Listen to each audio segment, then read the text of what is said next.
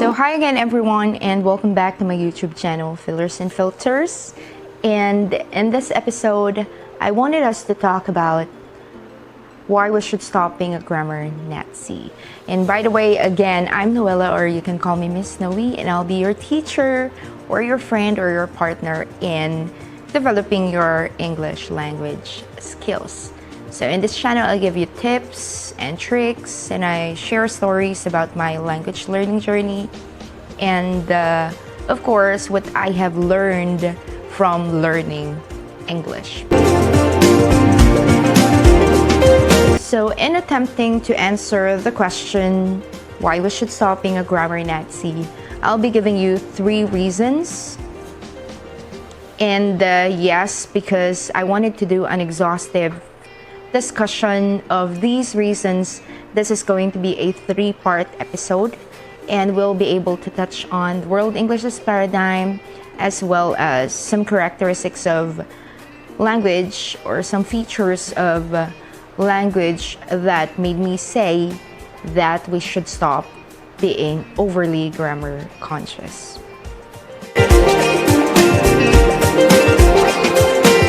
Before we go to the discussion proper, I would like to take this opportunity to thank Nathan and Annabel, who actually suggested that I do a video on the World English as paradigm.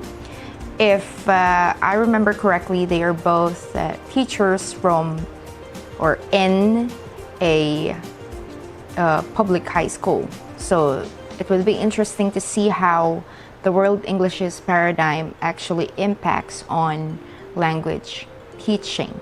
And of course, one of our subscribers, and his or her name is Encho Coco. So he or she pointed out the prevailing phenomenon of Filipinos specifically being grammar Nazis or grammar police. So really, I appreciate all your inputs, your insights, because they help me decide what topics should I discuss next. And also, let me take this opportunity to thank our frontliners who really answered their call of duty. And, they are practically sacrificing their lives, putting their lives at risk so that our world can be safe to live in again. And a special shout out to the medical staff, the employees of Dr. Irfan in Baguedo, especially to my husband, by the way. Thank you so much for supporting this endeavor, and hopefully by watching my videos, you'll be able to learn a thing or two about learning languages.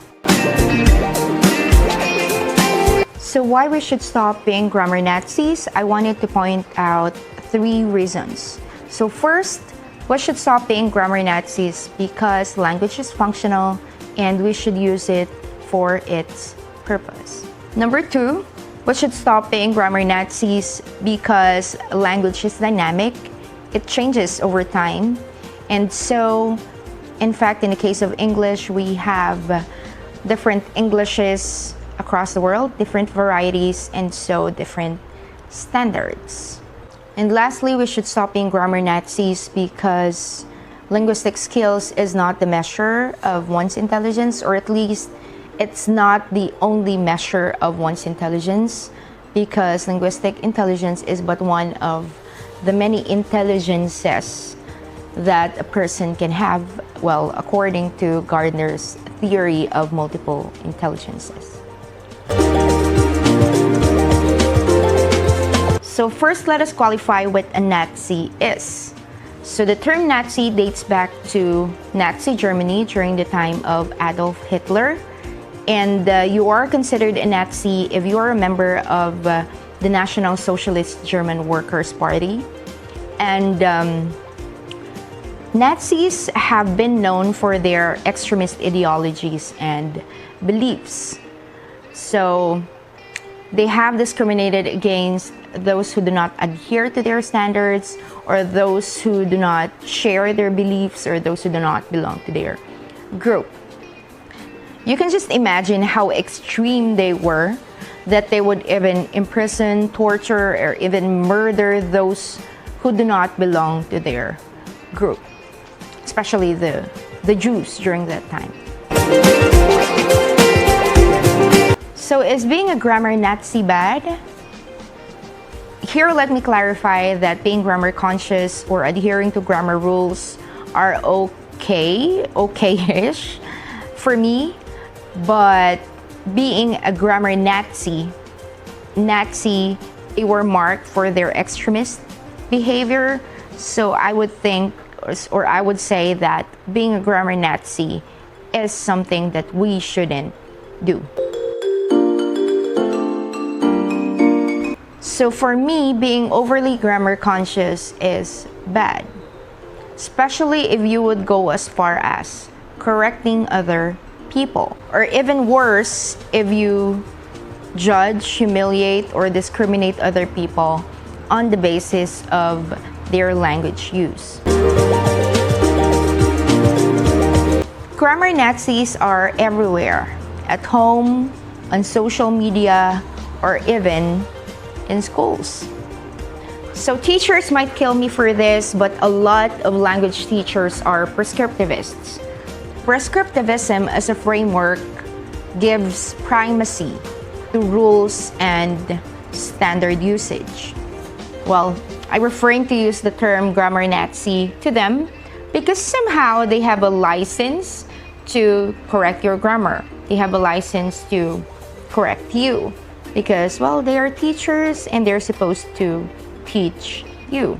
Well, to some extent, it is understandable for teachers to be grammar conscious. Sometimes they tend to forget the functionality of language. That language is actually a tool for communication, and so we should use it as such. I think I was already able to mention this in my previous videos, that teachers can be rather intimidating if, they are overly grammar conscious. Well, correcting someone else's mistake, grammar mistake for that matter, can be helpful. But a lot of times it would depend on the manner on how you correct another person. And also there are people who are not so good at accepting corrections, especially if they are made publicly. So say for instance in front of the class. One of the subjects that I enjoyed teaching at the university is speech communication. I actually find teaching the subject very challenging because I am aware that a lot of Filipinos are afraid of speaking in front of people. So that in encouraging my students to speak up in class, I would usually lay the ground rules on first day of classes, that I will tell them that, well, our classroom is a safe space. So I will tell them that if they want to learn English better or they want to improve their skills better, they should stop being judgmental in the same way that they should start practicing the language. And I also make sure that I spell out to them or that I clarify that my intention for correcting them is to help them improve. So in my speech classes, I try to teach students two things. One, learning to accept criticisms, especially good criticisms. And two, learning a better way on how you can give your feedback. Because I have observed that Filipinos are not good at both. We are not good at accepting criticisms in the same manner that we are not good at phrasing our criticisms. So what I do in class, once a person is able to present his or her speech, I would solicit insights, feedback, comments from the class so that we can help them or him improve. So first, we start with the good points, with the strengths of the person who presented the speech, and then we present, well, I do not call them criticisms, but I call them pointers for improvement.